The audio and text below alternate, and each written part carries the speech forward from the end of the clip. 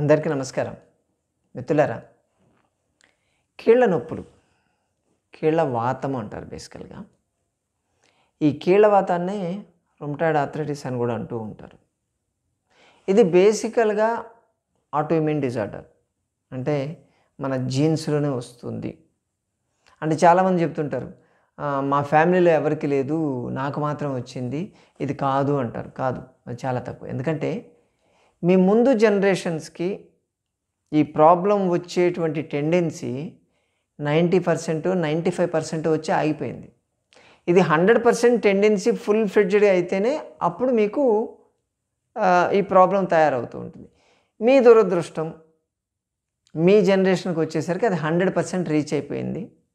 దాంతో మీకు ఈ కీళ్ళవాతం అనేది తయారైంది. కీళ్ళవాతం వచ్చిన వాళ్ళకి మందులు వాడడమేనా మార్గం? స్టెరాయిడ్ మెడికేషన్ వాడుతూనే ఉంటారు. ఎంతకాలం? దానికి ఏమైనా కోర్సు ఉంటుందా? ఒక 10 రోజులు, 15 రోజులు, పోనీ 10 నెలలు, 15 నెలలు, లేకపోతే 10 సంవత్సరాలు, 15 సంవత్సరాల తర్వాత మానేయాలా? లేదు. ఒక్కసారి వస్తే జీవితాంతం చచ్చిపోయేదాకా కూడా మనం వాడుతూ ఉండాల్సిందే. ఇదే బయట చెప్పేది స్టెరాయిడ్ మెడికేషన్. అదేమన్నా సేమ్ డోస్ ఉంటుందా? ఉండదు. డోసు మారిపోతూ ఉంటుంది, పెరుగుతూ ఉంటుంది.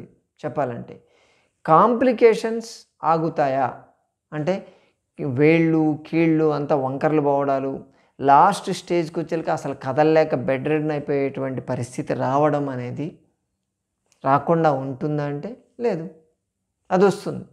మరి మందులు ఎందుకు ఇస్తున్నారు అంటే పోస్ట్పోన్ చేయడానికి, కనిపించేటువంటి సిమ్టమ్ని మనం కాస్త స్లో చేయడానికి.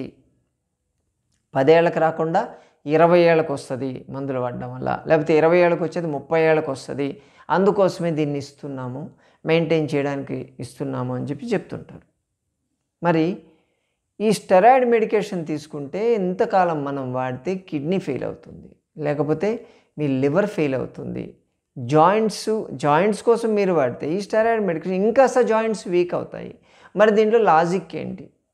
అది కావాలంటే ఇది భరించాల్సిందని చెప్తారు, సింపుల్ చెప్తారు. కానీ ఎటువంటి సైడ్ ఎఫెక్ట్స్ లేకుండా మనము ఈ ప్రాబ్లం నుంచి, అంటే కీళ్ళ నొప్పి, ఇప్పుడు మీరు ట్యాబ్లెట్ వేసుకున్నారనుకోండి, అది ఎలాగో క్యూర్ చేయట్లేదు. టైం బీయింగ్ మీకు నొప్పి లేకుండా మీ పనులు చేసుకునేదానికి బాగా ఈజీగా ఉంటుంది, అంతే, అంతవరకే. ఆ పవర్ ఉన్నంతవరకు. మళ్ళీ పవర్ పోగానే మళ్ళీ మొదటికి వస్తుంది. ఆల్రెడీ సఫర్ అయ్యే వాళ్ళకి తెలుసు ఆ ట్యాబ్లెట్ పవర్ ఉన్నంతవరకే చేస్తుందని మనం చెప్పగలి. ఏదైనా అంతే, అది మన బాడీలో బ్లడ్లో ఉన్నంతవరకే. అది పోతే మళ్ళీ నార్మలే, మళ్ళీ ప్రాబ్లం వస్తూనే ఉంటుంది. మరి అటువంటిది ఆ పవర్ ఉన్నంతవరకే పనిచేసేదానికి మనం అంత కష్టపడడం ఎందుకు? ఈ వాతం అంతా వెళ్ళి మీ జాయింట్స్లో చేరుతుంది, కీళ్ళవాతం. ఇది మెయిన్ ప్రాబ్లం. అది విషియేటెడ్ దోష అంటాం అనమాట. అంటే ఫ్లీటింగ్ పెయిన్స్ అంటారు. ఒకరోజు మణికట్టు ఉంటుంది, ఇంకో రోజు మోకాలకు వెళ్తుంది, తర్వాత షోల్డర్కి వస్తుంది. దాని ఇష్టం మారిపోతూ ఉంటుంది. ఈ రోజు ఉన్న జాయింట్స్ రేపు ఉండవు, ఈరోజు వాపు ఉన్న చోట రేపు ఉండదు, అలా మారుతూ ఉంటుంది. అటువంటప్పుడు కేవలం ఏదో మనకు వచ్చేటువంటి ఆ నొప్పిని తగ్గించేదానికన్నా కూడా అసలు ఎక్కడైతే వాతం ఉందో దాన్ని వెంటబడి దాని నుంచి తరిమేసేది దొరికితే మనకు మంచిది కదా. అటువంటిది ఉందా? ఖచ్చితంగా ఉంది. ఆయుర్వేదము, ప్రకృతి వైద్యంలో చిన్న చిన్న చిట్కాలు, వీటిని ఫాలో అయితే మీకు ఈ కీళ్ళవాతము టాబ్లెట్స్ వేసుకుంటే ఎలా రిలీఫ్ వస్తుందో అలాగే ఇది వాడడం వల్ల రిలీఫ్ వస్తుంది, ఎటువంటి సైడ్ ఎఫెక్ట్ లేకుండా. ఉంటే ఇంకా ఎక్స్ట్రా ఎఫెక్ట్స్ ఉంటాయి, ఎక్స్ట్రా బెనిఫిట్స్ ఉంటాయే తప్ప దానివల్ల నష్టాలు అయితే ఎట్టి పరిస్థితుల్లో ఉండవు. సరేనా? పోదాం మన మెడికల్ షాప్కి. సంజీవిని మెడికల్ షాప్ కదండోయ్, మీ ఇంట్లోనే ఉంది కదా మన వంటిల్లు. మన మెడికల్ షాప్లో మనకు కావాల్సింది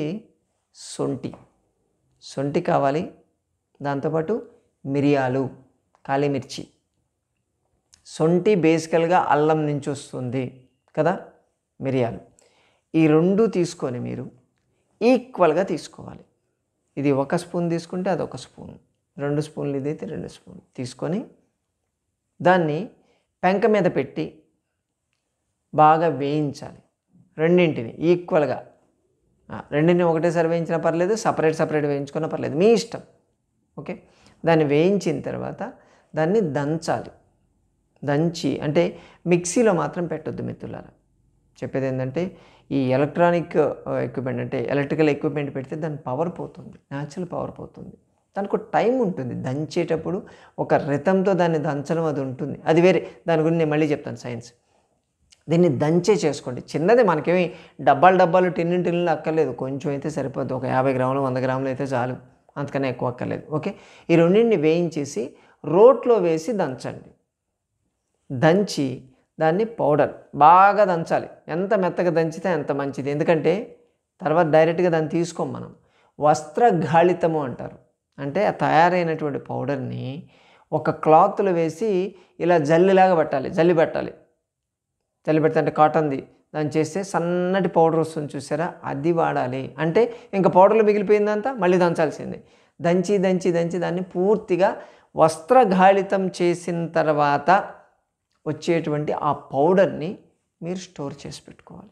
ఒక డబ్బాలో పెట్టుకోండి, ఎయిర్ టైట్ కంటైనర్లో పెట్టుకొని ప్రతిరోజు ఒక పావు స్పూన్ కన్నా కూడా తక్కువ అంటారు, ఓకే, 2 గురిగింజలంతా అంటారు. అయితే అట్లీస్ట్ 2 చిటికెలు తీసుకొని దాన్ని కొంచెం తేనె, మంచి తేనె తెచ్చుకోండి ఎక్కడైనా సరే. దాన్ని తేనెతో కలిపి డైరెక్ట్గా పొద్దున పరగడుపున తీసుకోండి, మళ్ళీ సాయంత్రం తీసుకోండి. డైరెక్ట్ తీసుకోవచ్చు, దానికేమి వేరే మింగడానికి ఏదేదో అవసరం లేదు. జస్ట్ తేనెతో కలిపి తీసేసుకోవడం.